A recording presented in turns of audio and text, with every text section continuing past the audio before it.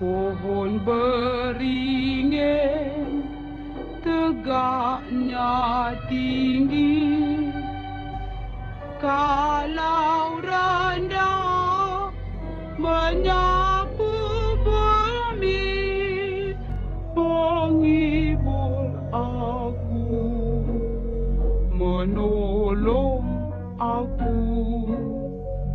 Bertiuplah,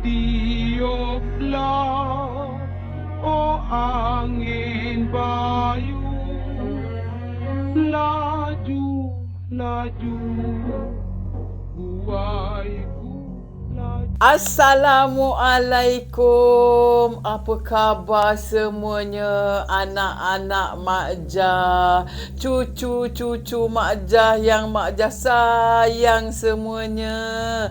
Apa khabar? Walau di mana saja anak-anak cucu-cucu berada, di mana sajalah, di Malaysia, di Brunei, di Singapura, di mana saja berada, Mak Jah mendoakan semoga anak-anak Mak Jah di luar sana, cucu-cucu Mak Jah di luar sana berada di dalam keadaan sehat walafiat, diperbanyakkan rezeki, dipermudahkan segala urusan dunia dan akhirat. Amin.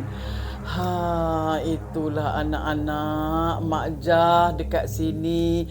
Alhamdulillah, seperti biasalah. Kalau umur-umur macam Mak Jah ni kan, Alhamdulillah, kira macam ni dah sehat walafiat dah. Bersyukur pada Allah nikmat kesihatan yang Allah kurniakan kepada kita semua, kerana nikmat yang paling penting, paling orang kata yang kita kehendaki adalah nikmat kesihatan anak-anak kan. Kerana kesihatan kita ni sangat penting. Kalau kita sakit, apa pun kita tak boleh buat kan. Kita terbaring aja kadang-kadang. Tapi yalah, kadang-kadang kita diuji oleh Allah dengan perbagailah nikmat kesihatan. Orang kata kita sakit, nikmat keuangan, itu pun ujian daripada Allah. Kadang-kadang diujinya kita banyak duit, diujinya kita tak ada duit, diujinya kita keluarga bermasalah, diujinya macam-macam. Kerana apa anak-anak? Kerana dalam dunia ni adalah tempat ujian. Bila dah akhirat besok, tempat mengutip segala amalan kita. Maknanya apa yang kita dah buat, semua kita akan dapat di akhirat. Tapi di dunia ni kita kena banyak-banyakkan bersabar. Termasuklah juga Mak Jah kan. Mak Jah dah tua macam ni lagi, Mak Jah kena banyak sabar. Tapi itulah kita manusia kan. Kadang-kadang mood kita okey, kadang-kadang tak okey, macam-macam. Tapi kita sentiasa kena berdoa kepada Allah. Semoga Allah kuatkan iman kita ya anak-anak. Itulah sajanya. Bukan nasihat. Mak Jah nak nasihat untuk diri Mak Jah juga. Kita berkongsi pengalaman kan. Jadi pada minggu ini macam biasalah kan anak-anak. Pada minggu ini Mak Jah nak kongsikan pula cerita mengenai jaga, apa orang kata, ada orang cakap pengawal keselamatan. Jaga bangunan ni, jaga bangunan ni yang pengalaman misteri yang paling menakutkan dia di dalam kehidupan dia. Dia kata inilah yang paling menakutkan dia. Dia kata pengalaman pengawal keselamatan yang terserempak dengan makhluk halus. Cerita ni anak-anak sebenarnya dah lama dah berlaku dia. Pada tahun 2003. Dah lama dah kan. Itulah pengalaman seorang lelaki ni. Dia kata masa tu dia ni ialah mungkin sebelum dia nak minta kerja lain kan. Dia pernah jadi bekerja sebagai pengawal keselamatan di sebuah bangunan pejabat. Bangunan pejabat di mana biarlah Mak Jah cakap di wilayah persekutuan. Jadi Mak Jah tak naklah cakap yang orang kata detail betul, spesifik kan. Nanti takut pula orang kan. Jadi dia ni jaga bangunan pejabat di wilayah persekutuan. Jadi dia kata dia ni barulah juga bekerja, dalam beberapa bulan bekerja. Jadi excited lah kan anak-anak, dia baru dapat kerja pula jadi pengawal keselamatan, dia pun teruja lah kan. Jadi dia kata kerja sebagai pengawal keselamatan bangunan ni, dia ada, biasalah dia 24 hours kena jaga kan, 24 jam. Dia ada shift lah kan anak-anak. Shift dia orang ni, kalau shift siang tu dia akan masuk pukul 7 pagi, dia habis 7 malam. Itu shift siang. Lepas tu shift malam 7 malam, dia akan keluar 7 pagi. Dia 2 shift. Jadi kan tengoklah dia akan rotate lah pula. Orang ni shift pagi seminggu, mungkin lepas tu orang ni pula. Jadi dia kata bangunan ni, dia kata kalau malam-malam dia orang jaga, dia orang ni yelah siang malam pun cara penjagaan dia tu setiap 2 jam dia akan ronda. Dia akan ronda sekitar bangunan tu, di tempat parking, di tempat tingkat berapa tingkat semua dia kena tengok. Dia kena setiap 2 jam dia kena buat rondaan. Jadi dia kata nak dijadikan cerita, dia orang ni kalau buat tugasan tu dia orang berdua-berdua. Jadi dia ni kebetulan, si penulis ni kata kebetulan pada malam itu dia kata dia bertugas seorang. Jadi ada 2 lagi jaga, tapi 2 lagi jaga tu dia dekat luar bangunan. Yang si lelaki ni, dia ni ditugaskan di dalam bangunan. Maknanya dia kena kautim. Orang zaman sekarang kata kautim. Dia kena jaga di dalam bangunan tu. Maknanya dia kena buat rondaan dalam bangunan. Yang 2 lagi kawan dia jaga luar bangunan. Jadi nak dijadikan cerita, dia kata pada malam tu, malam kejadian tu, dia ni pula sepatutnya berdua orang. Tetapi seorang kawan dia ni pula cuti. Dia kalau selalu berlaku tu mesti kita seorang kan anak-anak. Jadi kawan dia ni cuti emergency. Yelah mungkin dia sakit ke apa. Jadi terpaksalah dia seorang jaga, buat rondaan setiap 2 jam dekat dalam bangunan tu. Jadi dia kata nak jadikan cerita, dia kata dia biasalah dia pun ada tempat yang jaga ni, dia duduk kat kursi dia kan. Dia ada dengan buku dia pun duduk dia kata dia pun dalam masa tu dia kata sekitar pukul 1 pagi. Ini memang turn dia nak buat rondaan dekat tingkat 1, tingkat 2, tingkat 3. Dia nak turn dia buat rondaan lah. Jadi dia kata baru dia nak melangkah baru 2-3 langkah, dia kata dia dengar bunyi, dia kata dengar bunyi kan, bunyi anak-anak tahu bunyi apa? Bunyi pintu automatik tu. Dia kan kalau dekat lobi bangunan dia ada pintu automatik kan. Bila kita masuk ada pintu tu bergerak sendiri, tertutup sendiri. Dia dengar bunyi kan. Dia pandang. Dia tengok apa tu anak-anak. Apa yang berlaku? Pintu tu anak-anak terbuka sendiri. Dia terbuka. Lepas tu dia tengok lagi. Dia tutup. Dia pun mula muskil. Dia kata kenapa pintu ni terbuka dan tertutup sendiri? Dia pun terfikir. Aku rasa aku dah kunci pintu ni. Takkan dia boleh terbuka tertutup sendiri.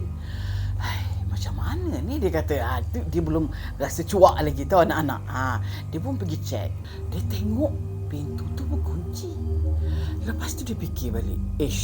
Macam mana pintu ni boleh terbuka tertutup sendiri? Tak apalah. Mungkin ada gangguan apa-apa teknikal ke apa ke, dia kata. Lepas tu dia melangkah balik nak pergi ke tempat yang dia nak ronda lah. Dia melangkah, baru 2-3 langkah dia melangkah, tinggalkan pintu tu, dia kata. Dia pandang. Sebab hati dia dah tak sedap. Dia pandang, dia tengok anak-anak, pintu tu terbuka. Dia berhenti lama sikit anak-anak. Seolah-olah macam ada orang masuk. Lepas tu dia tertutup. Perlahan-lahan dia tertutup macam ni.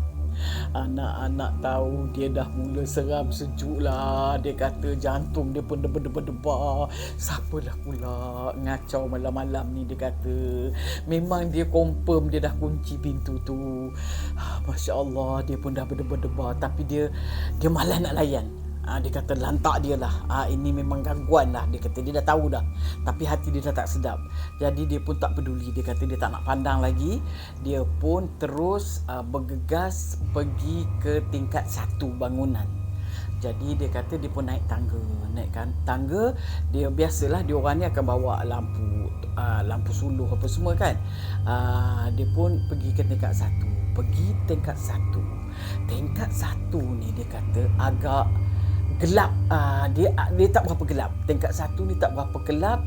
Dia cerah sikit, dia kata. Dia macam ada sikit, mungkin ada nampak sikit lah. Lampu ada sikit lah kot dekat tingkat 1 ni. Jadi dia kata dia pun naik tingkat 1. Dia seorang-seorang lah kan. Dia naik tingkat 1. Dia kata okey, tak apa, dia tengok kiri kanan. Biasalah itu tugas dia kan, nak check apa benda, lampu suluh kiri kanan. Dia kata dia pun okey, dia kata tak ada apa-apa berlaku lah, elok lah, nampak macam cerah sikit. Saat dia nak tinggalkan tingkat 1 tu anak-anak, dia nak bergerak ke tingkat 3 pula, dia dengar bunyi tik. Tahu apa berlaku anak-anak? TV yang di dinding tu terbuka sendiri anak-anak. Alah, bulu roma dah meremang dah. Dia tengok, apa ni? Dia macam tu, dia panik kan. Apa ni? Kan dekat pejabat-pejabat dia ada TV kat dinding kan. TV dekat dinding terbuka sendiri kan. Bila terbuka sendiri, dia terang lah kan. Bila terang, dia tengok, dia dah memang, dia kata dia dah meremang, betul-betul meremang gila lah. Memang orang kata dah, memang dia dah takut betul lah.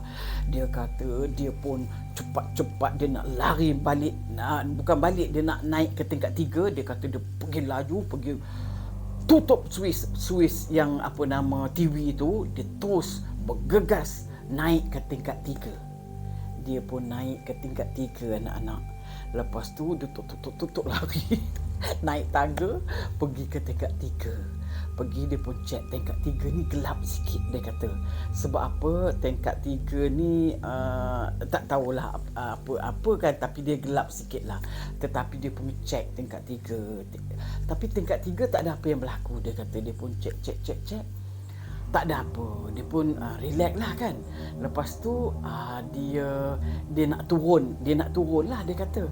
Lepas tu cek apa semua, tingkat 3 tak ada apa yang berlaku. Dia pun nak turun anak-anak. Jadi dia pun, bila masa dia nak turun tu, dia kata dia naik tangga lah dia ni kan. Bila dia toleh belakang nak turun, dia kata dia naik tangga nak turun, dia terdengar bunyi lagi. Bunyi macam krik, macam tu kan. Dia pun panik lah. Bunyi apa? Apa yang bunyi ni kan? Dia terkejut lah kan. Dia pun macam tengok apa. Dia tengok bila dia dekat nak turun tu, macam ruang lega yang nak turun tu, dekat pejabat kan ada eskalator kan anak-anak. Dia tengok, bila dia tengok bunyi tu, benda tu kan berbunyi macam tu. Anak-anak tahu apa yang berlaku. Eskalator, apa orang kata kan, yang tangga bergerak sendiri tu kan, eskalator kan. Terpasang sendiri anak-anak. Dia pun memang dia dah meremang, dia dah berdebar-debar, dia dah takut sangat. Eskalator tu bergerak. Biasalah macam ada orang naik kan. Dia panik lah anak-anak. Dia berdebar lah. Lepas tu dia suluh. Masya Allah anak-anak. Dia suluh. Tahu apa dia nampak anak-anak? Di sebelah kanan eskalator tu, dia nampak seorang perempuan berpakaian pakai telekung, tengah tunduk rupanya dia anak-anak. Tunduk ke bawah macam ni.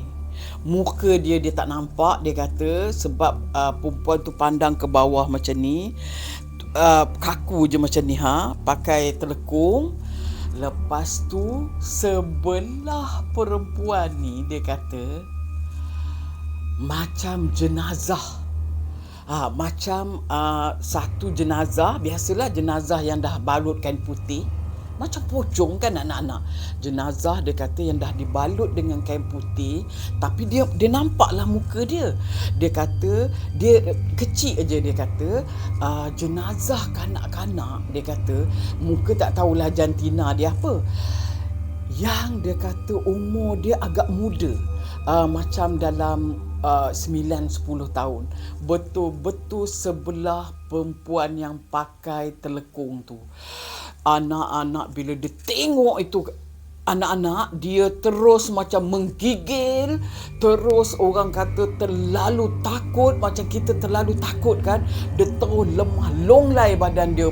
Bila lemah longlai, rasa kaki pun macam nak terjatuh kita kan. Tapi dia cari kekuatan, dia lari kuat-kuat. Dia kata dia lari ikut tangga tu dengan sekuat-kuat hati, sampaikan dia kata tangga tu dia langkah je, tak tahu berapa langkah. Dia kata betul-betul langkah. Orang kata tangga tu pum dia laju, dia pergi pum, dia terus keluar lari. Keluar bangunan anak-anak. Nafas dia pun tercungap-cungap. Dah tak larat lagi. Dah terlalu takut. Kita ni kalau terlalu takut, macam Mak Jah lah. Kita jadi pucat lesi tau anak-anak. Badan kita rasa macam nak pitam, kepala berdengung. Itu Mak Jah lah, pengalaman Mak Jah. Rasa lemah longlai badan, terlalu takut. Dia pergi terus dekat kawan dia. Kawan dia tengah jaga dekat luar lah. Dia tercungap, kawan dia tanya, kenapa engkau ni, kenapa? Masya Allah, dia kata, aku baru je nampak satu benda yang memang sangat menakutkan kat dalam bangunan tu, dekat tepi eskalator tu. Dia kata, lepas tu diorang tanyalah, apa yang kau nampak? Kawan-kawan dia tanya, dia kata apa? Saya nampak perempuan bertelekung. Dia kata sebelah dia jenazah kanak-kanak umur macam 9-10 tahun. Kawan dia macam ni je. Kawan dia buat tak tahu je, buat tak heran je anak-anak. Tak terkejut pun kawan dia. Dia pun terkejut lah, kenapa kan? Pasal dia kan baru kerja. Kawan dia kata, kami tak heran dah. Dia kata, kawan-kawan dia cakap, kami dah biasa dah kejadian benda-benda macam ni. Dia kata, memang tak heran. Memang dia kata, dalam bangunan tu memang ada penunggu. Dia kata, penunggu macam yang orang gaib lah kan, makhluk halus ni. Memang dia kata bangunan tu memang ada penunggu. Kalau dia nak tunjukkan anytime, dia akan tunjukkan bila-bila masa dia nak. Kalau nasib kita baik, tak ada. Nasib tak baik, kau nampak. Dia kata dulu ada orang pun ceritalah, ada satu guard ni. Dia kata dia ni kebetulan dia ni memang jaga dekat luar bangunan. Jadi bila luar bangunan, dia terpaksalah jaga dekat keliling bangunan tu, termasuk dekat tempat parking. Salah satu hari tu, dia kata dalam pukul 12 lebih, dia kata dia pergi buat rondaan dekat tempat parking. Jadi bila kawannya tu, bila dia pun buat rondaan dekat parking tu, dia pun suluh. Dia kata dia nampak satu orang jauh lah masa tu, sebab mungkin kereta dekat, mungkin dia masuk parking tu, dia nampak ada satu perempuan tegak je berdiri. Dia cakap, macam mana pula perempuan ni tak balik lagi? Macam tu lah. Dia pun, yang guard ni pun, dia pun tengok, apa hal perempuan ni berdiri tegak je kan? Dia pun pergilah dekat perempuan tu. Dia pergi dekat perempuan tu. Lepas tu dia pun tanyalah. Dia pun tanya. Dia kata, Cik, tak nak balik ke? Dah pukul 12 lebih dah ni. Lepas tu dia kata perempuan tu pun pusing ke depan. Bila dia tanya, perempuan tu pun macam pusing ke depan, pandang dia, rambutnya dia kata mencecah ke lantai punya panjang. Dia tak nampak muka, sebab rambutnya dah menutupi muka dia macam ni. Perempuan tu pusing ke dia, pandang ke dia. Yang jaga ni punya takut, dia menjerit. Wah, dia menjerit kuat, benda tu pun gaib. Dia menjerit. Itulah kejadian yang paling menakutkan. Yang jaga yang buat rondaan dekat parking tu, dia menjerit, benda tu pun gaib, hilang. Jadi itu pengalaman yang kawan dia tu. Tapi pengalaman bagi Mak Jah lah, lagi takut pengalaman ni budak yang baru nampak tadi kan, yang baru nampak apa nama perempuan pakai telekung dengan jenazah tu. Lagilah dia ni, budak yang tadi tu, yang apa nama, dia nampak yang perempuan pakai telekung jenazah tu, dia ni sampai ke pagi lah anak-anak, dia tidak bergerak dah, tidak dah pergi ke bangunan tu. Dan dia pun, dia kata menggigil ni, duduk dekat tempat jaga yang dekat depan bangunan tu. Dia duduk situ sampai ke pagi. Dia menggigil. Dia pun tak tahu lagi. Lepas tu dia kata memang dia sangat-sangat takut. Memang benda tu menakutkan sangat dalam hidup dia. Lepas tu dia kata dia pun tak sanggup dah nak kerja situ, sampai dia pun berhenti kerja. Dia kata biarlah tak lah. Dia kata dia tak nak lagi kerja macam tu. Mungkin budak ni dia baru dapat kerja lah kan. Jadi dia kata itu pengalaman yang paling menakutkan. Dia kata itulah kisah budak ni tadi.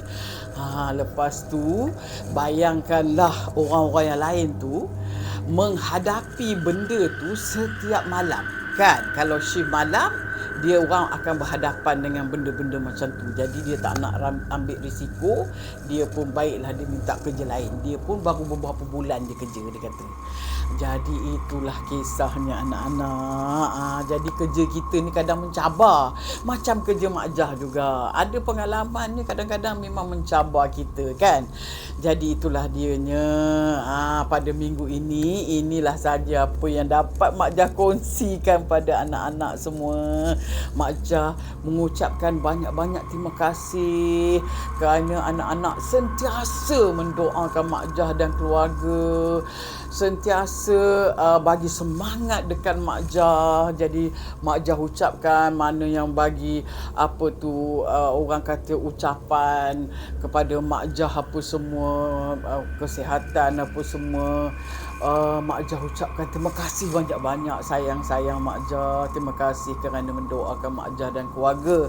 Dan juga Mak Jah mohon maaf kerana telah ambil masa anak-anak. Tapi apa pun, Mak Jah sentiasa tahu mendoakan kejayaan anak-anak, kebahagiaan anak-anak di luar sana.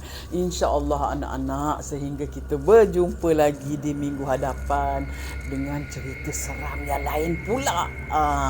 Tapi sebelum tu, ingat pesan Mak Jah anak-anak.